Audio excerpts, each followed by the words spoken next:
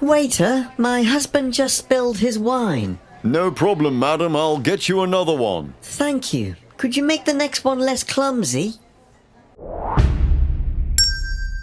Do you remember last week when I said that we need to take the bad cards along with the good so that we get every aspect of the human experience?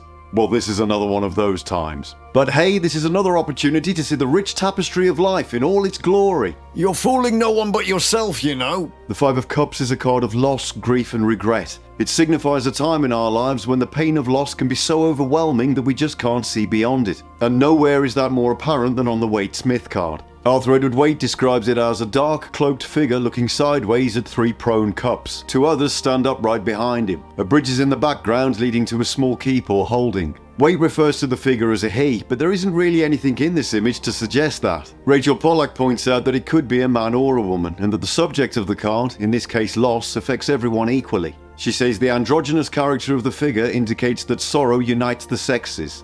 So the three cups in front of the figure represent loss in its most obvious form, while the two behind symbolize what still remains. However, we can see that the figure is entirely focused on the three cups that have been knocked over. The river on the card is said to represent the flow of emotions, and in this case those emotions are grief and sorrow. The bridge symbolizes the passage from past to future, so that would be the time when the subject raises the courage to move on from this situation and start looking to new horizons. In the distance we can see a house, which has long been taken as a symbol of stability, so that can be family and friends or any kind of support network. They say a picture is worth 1,000 words, and Pixie has proved that point wonderfully with this one. The card tells a story that begins with loss but ultimately shows us the way to acceptance and into the arms of people who love and care about us. You see, Monty? There's always a positive in there somewhere. Alright, smart ass. The Thoth card is a departure from what we've seen so far in this suit. Crowley says the lotuses have their petals torn by fiery winds. The sea is arid and stagnant, a dead sea.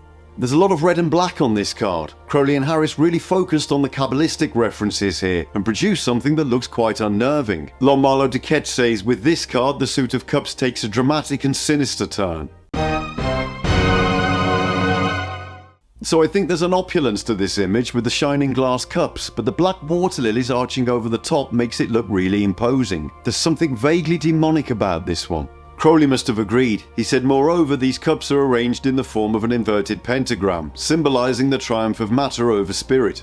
So why does it matter which way round your pentagram is? A brief history of pentagrams. The pentagram is a five-pointed star used extensively in ritual magic. Often the star is shown with a circle drawn around it, which creates a similar image referred to as a pentacle. As a symbol, the pentagram dates all the way back to 3500 BC in Mesopotamia. However, it was Heinrich Cornelius Agrippa who popularized the pentagram as a magical symbol in the 1500s. It was Agrippa who connected the 5 points of the pentagram to the 5 Neoplatonic elements, earth, air, fire, and water, with the utmost point of the star representing spirit. In the 19th century, a distinction was made by occultists between the upright and reverse pentagram, with the upright star representing spirit presiding over matter. Likewise, the inverted pentagram became symbolic of black magic and matter over spirit. According to French occultist Eliphas Levi, a reverse pentagram with 2 points projecting upwards is a symbol of evil and attracts sinister forces because it overturns the proper order of things and demonstrates the triumph of matter over spirit.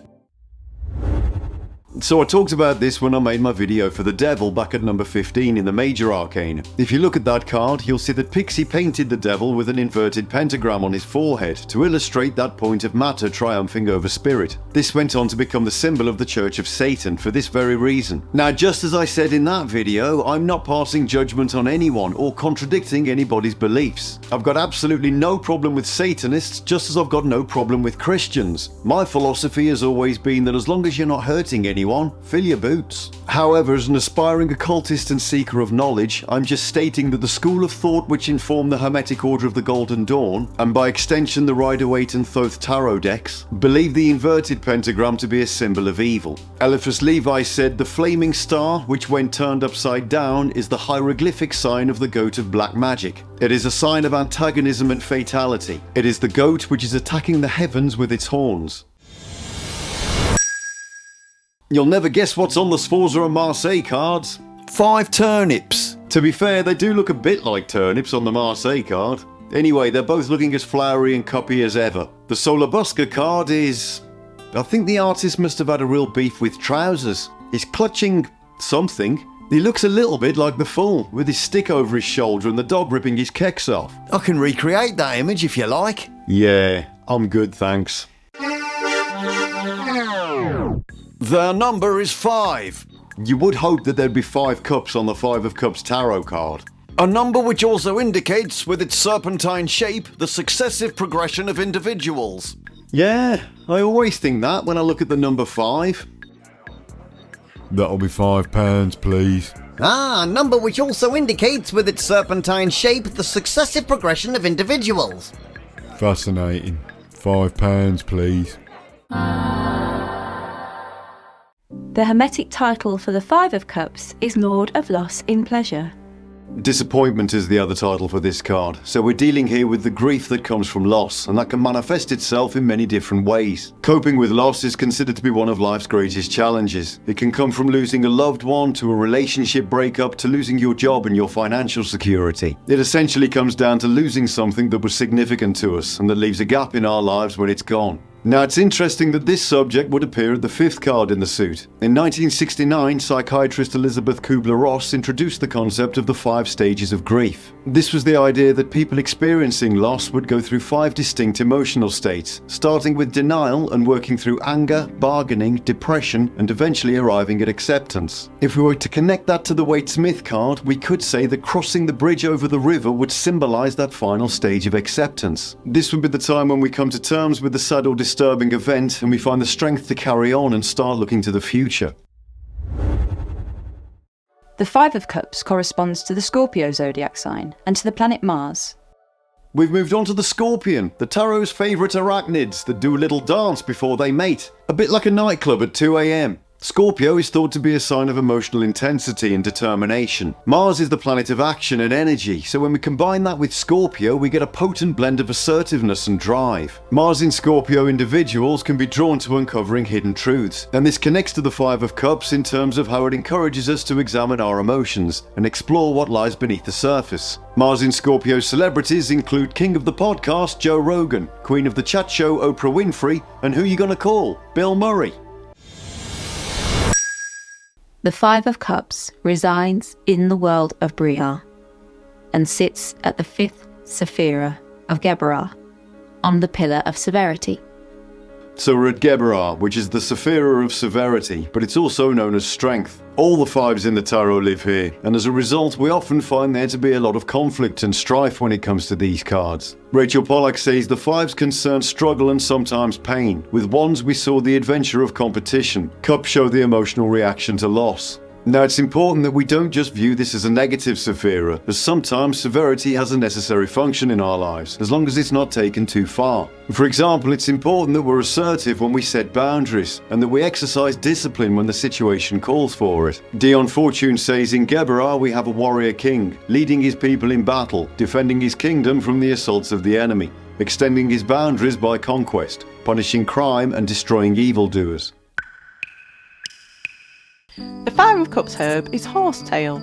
This herb has ridiculously long roots and is impossible to get rid of. What? It also spreads like crazy, as I know firsthand because it's taking over my allotment. But what does it all mean?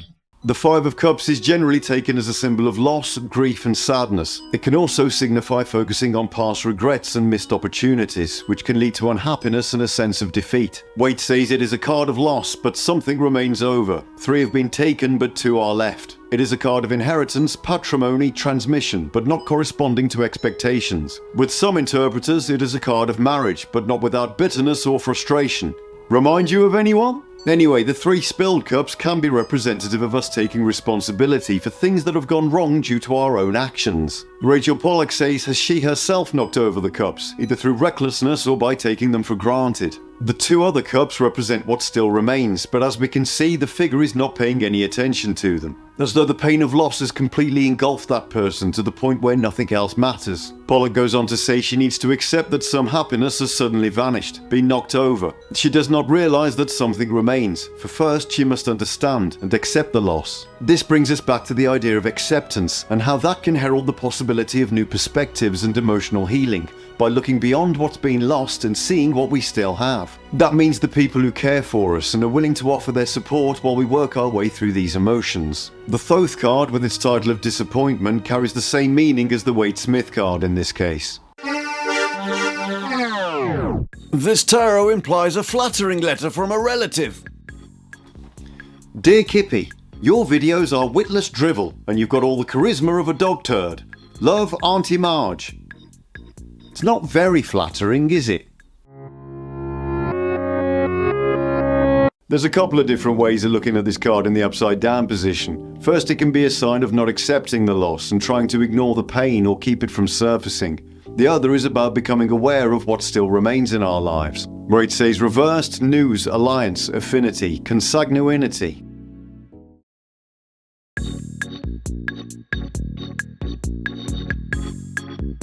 Ancestry, return, false projects. Okay, so alliances and affinity would connect to the support network that we were talking about earlier. I think when he mentions return, he's referring to the idea of healing and returning to some kind of normality. I've heard people who've dealt with trauma say that we should never underestimate the power of feeling normal and how much of a blessing that is. In one way, we could imagine the reverse card to show the figure facing the other way and focusing instead on the two upright cups. Rachel Pollack says it can emphasize an awareness of what remains important and permanent in the face of sorrow. In the reverse, this card announces the impending arrival of a relative whom you have not seen for a long time. Shh, we'll just pretend we're not in. The coming of this relative will be a source of prosperity. Wait, we're here. Hello? So another difficult video to make, but as I said before, the tarot deals with every aspect of the human experience. Often we find the most negative readings can also be the most insightful in helping us to understand ourselves and our situations. I think the big takeaway for this card is the idea of facing our grief, allowing it to take its course and knowing that no matter how bad it feels in the moment, we do have the power to heal and find our way back to ourselves. Anne Royf once said, grief is in two parts. The first is loss, the second is the remaking of life. Well done for putting up with yet more ramblings from this craven buffoon here at Kippi's Quest. May the coming days bring you clarity, and we hope you'll see the benefit of liking this video and subscribing to our channel. Until next time.